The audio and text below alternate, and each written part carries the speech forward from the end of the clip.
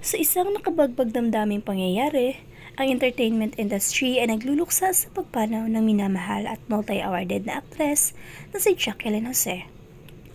Ang iconic star na ipinagdiwang para sa kanyang matatanging talento at kahangahangang kontribusyon sa Philippine cinema at telebisyon ay kumpirmadong namatay ngayon. Sa ngayon, hindi pa ibinabahagi sa publiko ang sanhi ng kamatayan. Ipinanganak noong October 21, 1964 sa Angeles City, Pampanga.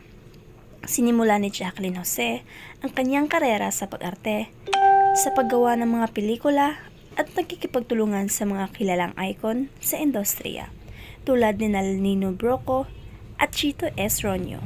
Nagkamit siya ng pagkilala mula sa iba't ibang award-giving bodies at nanalo ng Best Actress Award sa Cannes Film Festival noong 2016 para sa kanyang papel sa Maria Rosa ni Brilliant Mendoza.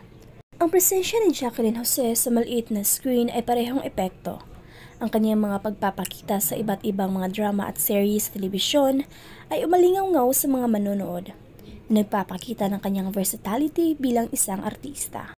Mula sa mapang-akit na mga suportang tungkulin hanggang sa hindi malilimutang mga pagpapakita ng panauhin.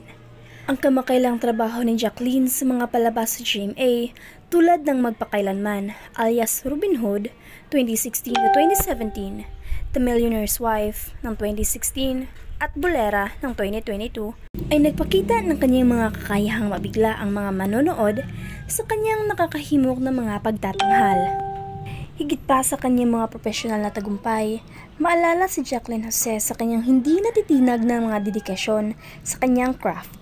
Ang kanyang biglaang pag-alis ay nag-iwan ng kawalan sa industriya at sa puso ng mga taong nagkakaroon ng pribilehiyong makilala siya.